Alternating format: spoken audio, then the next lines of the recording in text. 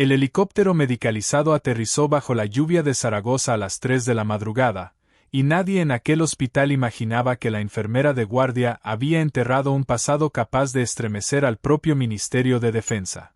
5 años antes, la capitana Elena Vidal murió oficialmente en una misión en el desierto de Malí. Esa noche, sin embargo, iba a resucitar frente a 3 soldados heridos que la reconocerían por un nombre que ella pensaba haber dejado enterrado para siempre: la viuda. El Hospital Clínico Universitario de Zaragoza era, para el resto del personal, un lugar de rutina agotadora.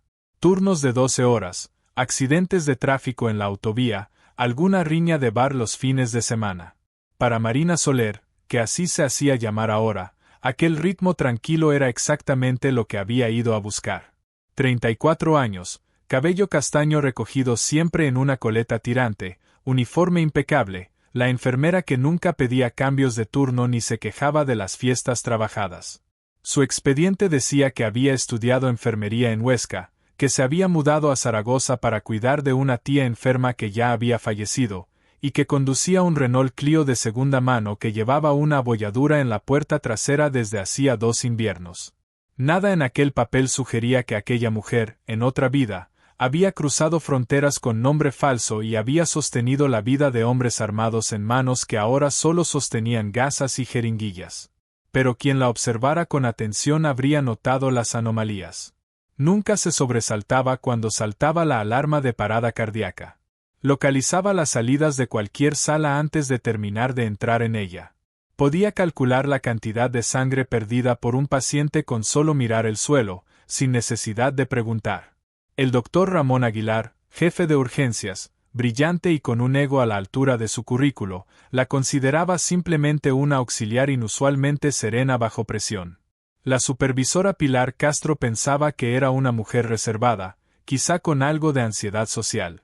Ninguno de los dos sabía que Marina Soler no existía antes de 2021. Esa noche la tormenta caía con una furia que convertía la autovía en una trampa de cristal líquido, y Urgencias ya estaba desbordado por un choque múltiple cuando el teléfono rojo de la centralita comenzó a sonar. No era la línea habitual de coordinación con el 112. Era la línea reservada para incidentes de seguridad nacional, la que solo se activaba una vez cada varios años. Pilar descolgó y su rostro perdió el color en cuestión de segundos. «Despejen los boxes 1, 2 y 3», gritó, colgando de golpe. «Llega un convoy no identificado, escoltado por fuerzas especiales. Han sufrido una emboscada en la N330. 3 heridos críticos». «¿Qué tipo de convoy?», preguntó el doctor Aguilar, ajustándose los guantes con manos que ya empezaban a temblar. «El tipo que necesita escolta armada», respondió Pilar, con la voz quebrada. Marina sintió un escalofrío conocido subir por su nuca, una sensación que llevaba 5 años sin visitarla. Mantuvo la cabeza baja, apilando sábanas manchadas de sangre en el box 2, mientras una voz antigua susurraba en su memoria: «Tú eres Marina, tú eres una civil, no lo olvides nunca». Las puertas automáticas se abrieron de golpe. El aullido del viento y la lluvia quedó ahogado por los gritos de agentes vestidos de negro que empujaban camillas junto a los sanitarios. El aire se llenó de un olor a cobre, lluvia y Kevlar quemado. «Necesitamos un cirujano ya», gritó un hombre con chaqueta empapada, mostrando una acreditación que Marina reconoció al instante como perteneciente al Centro Nacional de Inteligencia, no a la Guardia Civil. No estaban trasladando detenidos. Estaban trasladando operativos. Marina se colocó a los pies de la segunda camilla y su mirada recorrió al paciente en un segundo. Un hombre corpulento, de casi 100 kilos de puro músculo, con equipo táctico bajo la ropa civil destrozada. Su pierna izquierda estaba aplastada, pero no fue eso lo que capturó su atención. Fue la herida de metralla en el costado derecho del pecho, y el tatuaje parcialmente cubierto de sangre en su antebrazo, un áncora y una daga, el símbolo inconfundible de las fuerzas de operaciones especiales. El hombre abrió los ojos de golpe, delirante por la pérdida de sangre, y su mano se cerró como una tenaza alrededor de la muñeca de la doctora que intentaba contener la hemorragia. «El paquete», murmuró entre burbujas de sangre, «vienen a por el paquete». «Restricción física», gritó alguien, «está agitado». Pero Marina no llamó a seguridad. No entró en pánico. Se movió con una gracia líquida y aterradora que llevaba media década enterrando, y en ese instante, mientras sus dedos localizaban con precisión quirúrgica el punto de presión en el codo del soldado, supo que aquella noche, la mujer que había construido durante 5 años estaba a punto de desmoronarse frente a un hombre que la miraba como si hubiera visto un fantasma. El agarre del soldado se aflojó en el instante exacto en que Marina presionó el nervio de su codo, y el hombre cayó de nuevo sobre la camilla, respirando con dificultad pero consciente. «No está agitado», dijo ella, con una voz que había perdido de golpe el tono suave y servicial que usaba en el hospital desde hacía años. «Está intentando sobrevivir». La doctora joven, Claudia Reyes, la miró desconcertada, sin entender de dónde había salido esa firmeza. Marina tomó la ficha que los sanitarios habían dejado sobre la cama. Paciente 2, identidad desconocida. Pero al observar la estructura ósea del hombre, la cicatriz irregular sobre su ceja izquierda y el patrón específico de su equipo táctico, un frío antiguo se instaló en su estómago. Ella conocía a ese hombre. Sargento primero Diego Roldán, Unidad ECO, Fuerzas de Operaciones Especiales del Ejército de Tierra. Y si Roldán estaba allí, eso solo podía significar una cosa. Marina giró la cabeza hacia el box 1, donde el doctor Aguilar luchaba desesperadamente por estabilizar al hombre de mayor edad que habían traído. «Está entrando en parada», gritó Aguilar, «hemorragia interna masiva, necesito abrir el tórax ahora mismo, donde está la bandeja quirúrgica». Marina abandonó el box 2 y avanzó hacia el box 1 guiada por puro instinto, apartando de un empujón a un agente armado que intentó cerrarle el paso. «Atrás», ordenó, con una autoridad tan absoluta que el hombre retrocedió sin pensarlo. Bajó la mirada hacia el paciente que Aguilar intentaba salvar, y el aire se le congeló en los pulmones. Teniente Coronel Ignacio Ferrer. La última vez que Marina había visto a Ferrer, estaban cubiertos de arena y sangre en un edificio bombardeado a las afueras de Gao, en Malí. Él había cubierto su retirada mientras ella arrastraba a un informante herido durante casi 3 kilómetros bajo fuego cruzado. «No puede morir», pensó Marina. «No aquí. No en una noche cualquiera de tormenta en Zaragoza. La tensión no está entrando, la presión ha bajado a 30, gritó el anestesista, «lo estamos perdiendo, no consigo pinzar la aorta, hay demasiada sangre». Aguilar tenía las manos hundidas en el tórax abierto del teniente coronel, y por primera vez en su carrera parecía haber perdido completamente el control. Era un cirujano brillante para accidentes de tráfico, pero jamás había enfrentado el tipo de trauma explosivo que había destrozado el pecho de aquel hombre. «Succión, necesito más succión», gritaba, cada vez más desesperado. «La succión no servirá de nada», dijo Marina, colocándose junto a la cabecera de la cama sin pedir permiso. «El desgarro está en la pared posterior de la aorta descendente. Está intentando pinzar a ciegas, y si continúa así, va a seccionar la arteria por completo». Aguilar levantó la vista, el sudor cayendo por su frente. «Enfermera, apártese, usted no sabe lo que está mirando». «Sé exactamente lo que estoy mirando», respondió Marina, y sus manos ya se movían solas. No esperó autorización. Tomó unas pinzas quirúrgicas estériles y un clamp curvo de la bandeja, y hundió sus manos desnudas directamente en la cavidad torácica del teniente coronel. No confiaba en la vista, había demasiada sangre.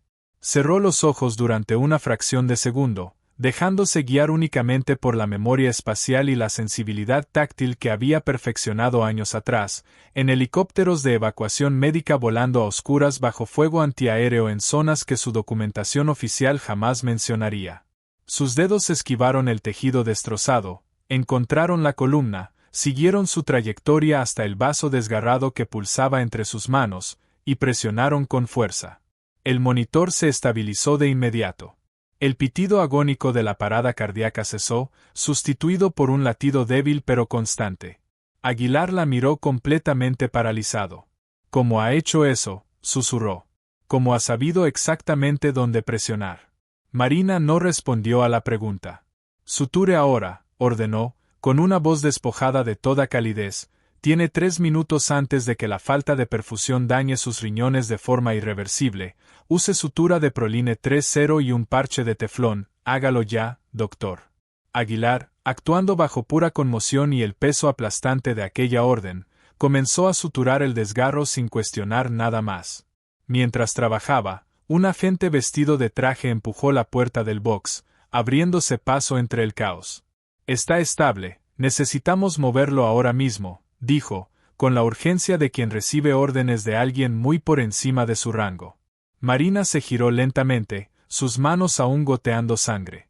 Miró al agente de arriba abajo, un hombre joven, quizá de 26 años, con un traje barato y un pinganillo táctico que delataba que era nuevo en aquel tipo de misiones. Está completamente inestable, dijo Marina con frialdad absoluta.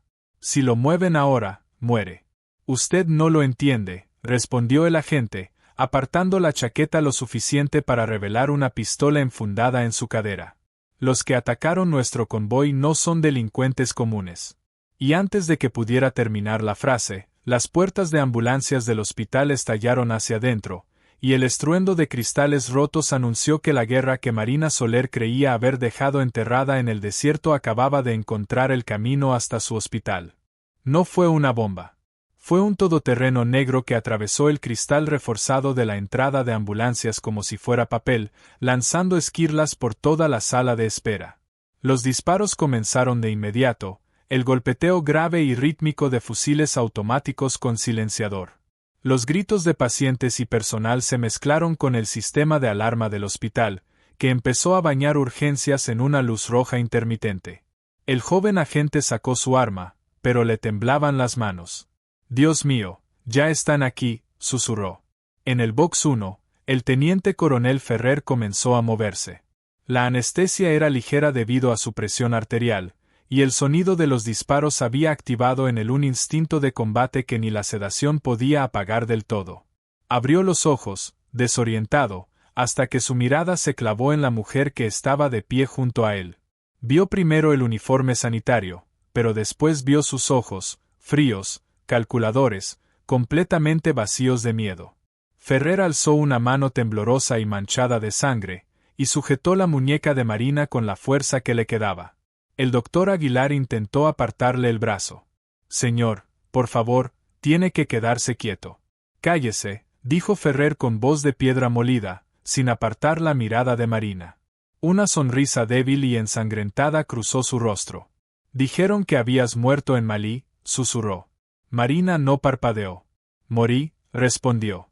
«Entonces, ¿a quién estoy mirando?», preguntó él, a un fantasma. Ella respondió en voz baja, «a la viuda». Los disparos en el pasillo se acercaban cada vez más.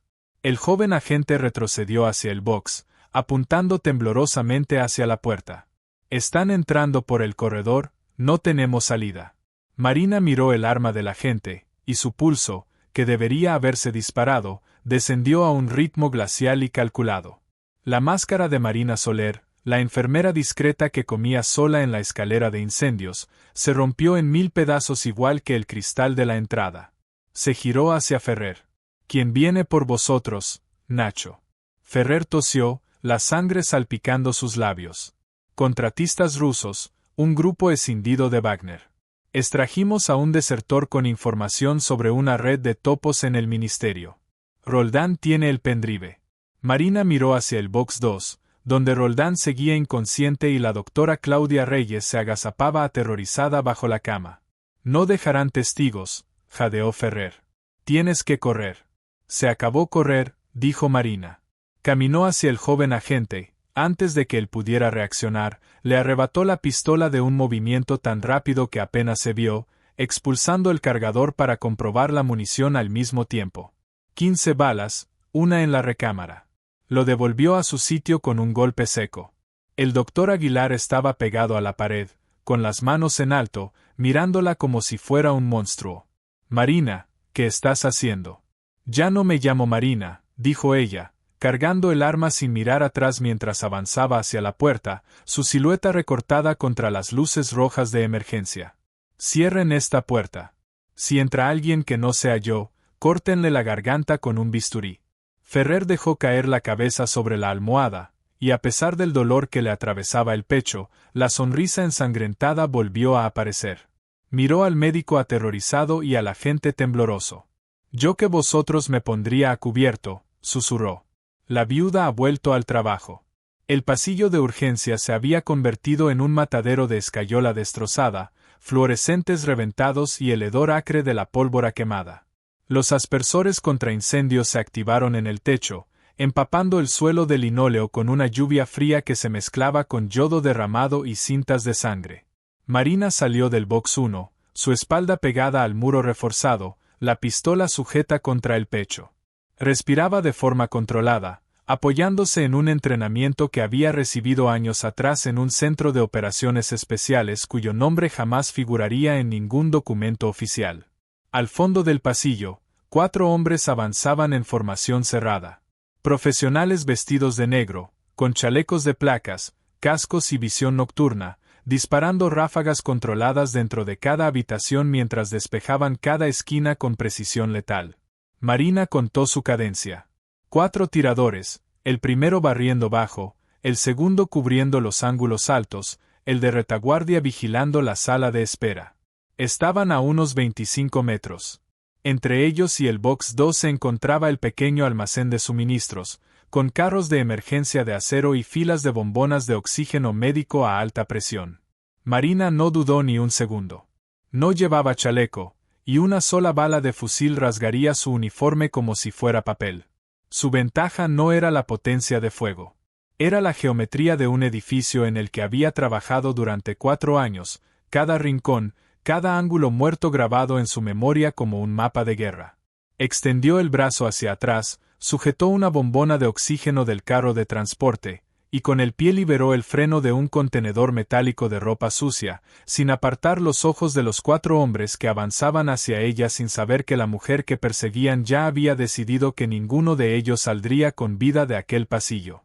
Con un empujón brusco de la cadera, Marina lanzó el contenedor de ropa sucia hacia el centro del pasillo.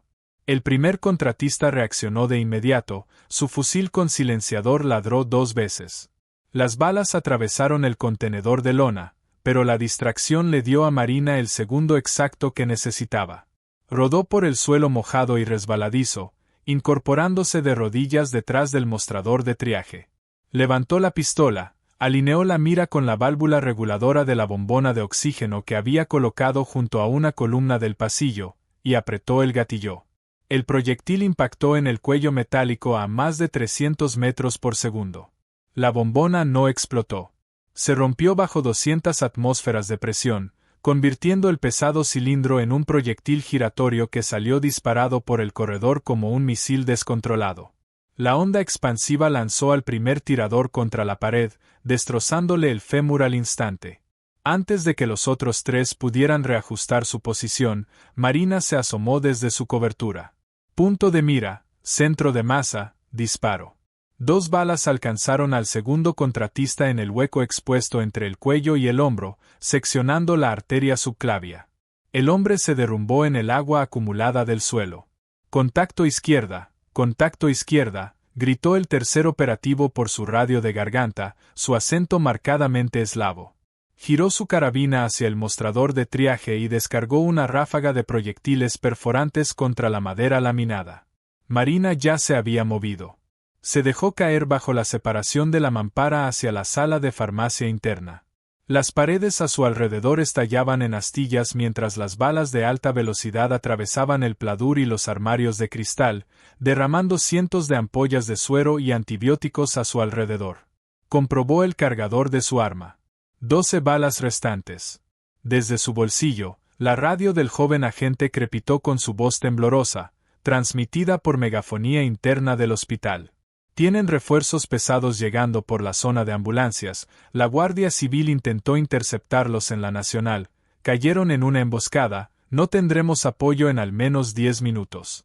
10 minutos era una eternidad. En combate, un hombre podía desangrarse en 45 segundos. Una habitación podía despejarse en 3. Marina abrió el armario de estupefacientes y tomó 2 jeringuillas precargadas de succinilcolina, un relajante muscular de acción rápida utilizado normalmente para intubaciones de emergencia.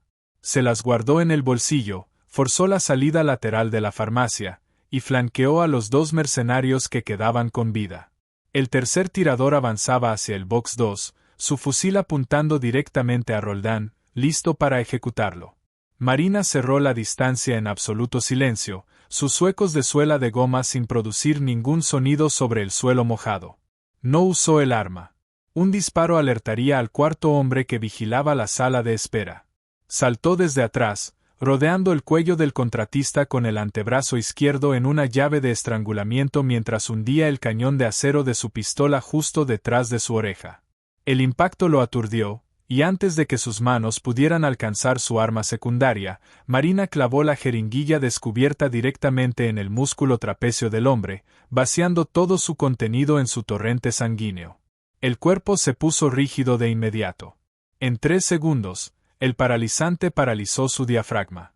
El fusil resbaló de sus dedos enguantados, cayendo inútilmente contra el suelo mientras sus piernas cedían bajo su propio peso. Marina atrapó el fusil al vuelo, un HK-416 modificado con supresor integrado, se lo colgó al hombro, y le arrancó 2 cargadores de 30 balas de su chaleco táctico en un solo movimiento fluido. A través de la radio abierta del hombre caído, una voz grave y ronca irrumpió con acento marcadamente extranjero. Equipo 1, informe, estado de la operación sobre Ferrer y el paquete, porque está el pasillo en silencio. Marina recogió el pinganillo caído, presionó el interruptor de transmisión sobre el hombro del mercenario, y habló por el micrófono.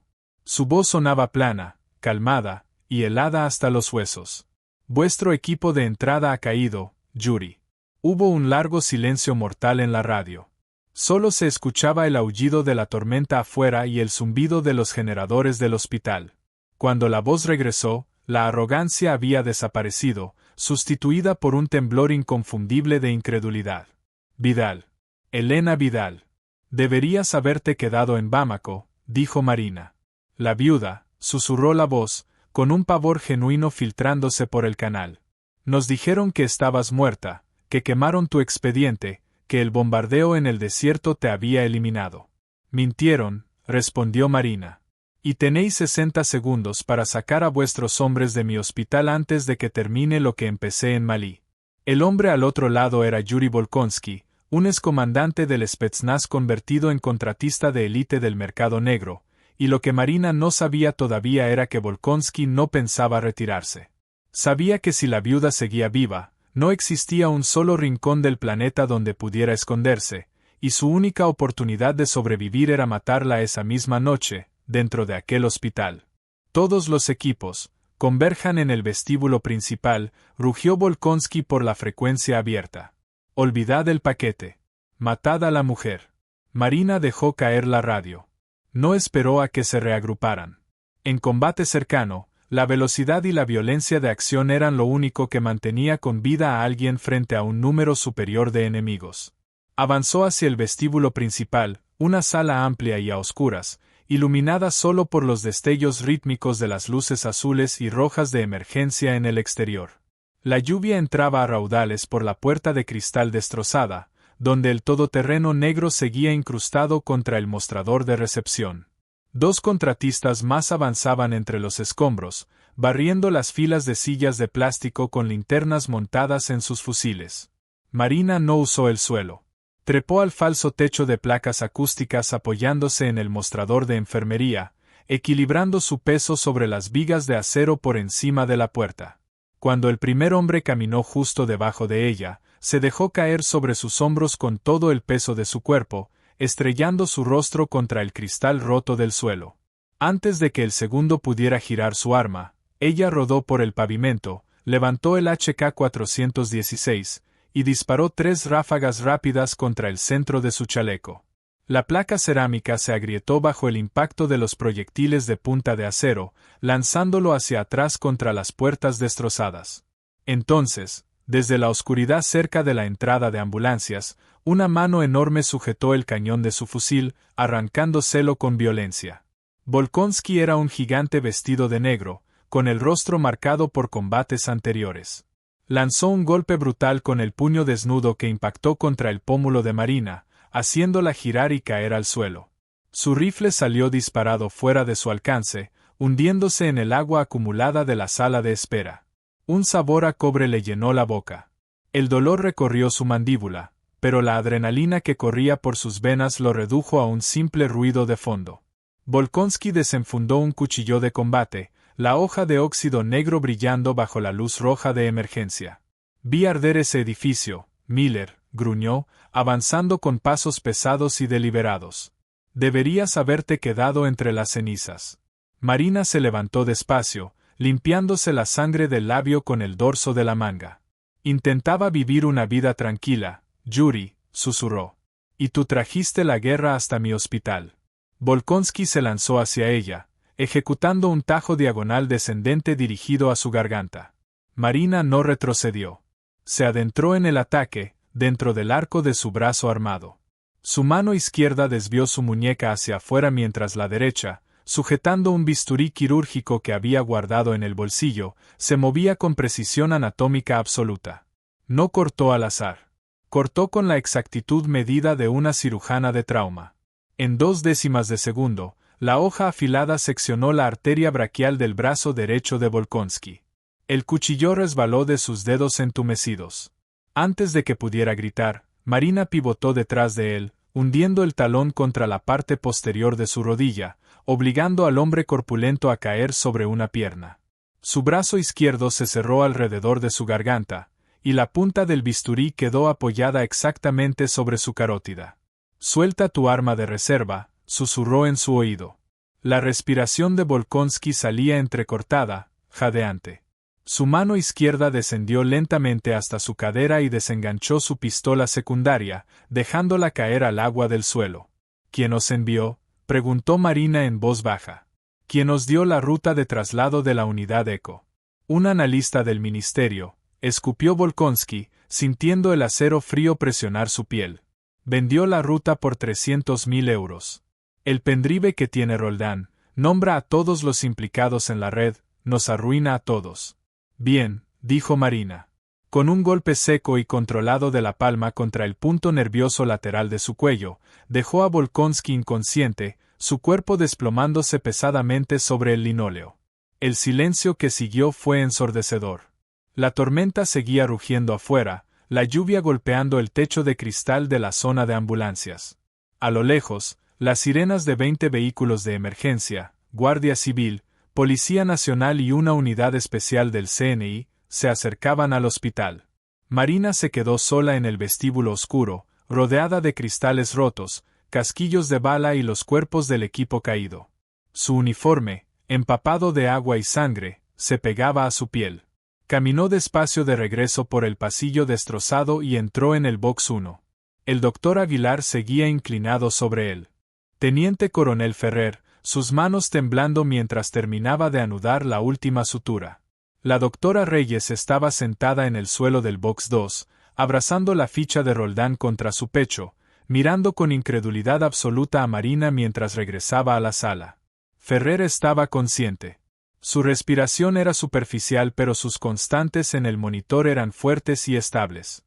«Zona asegurada, mi teniente coronel», dijo Marina con suavidad. Ferrer soltó una risa débil y ronca que se convirtió en tos.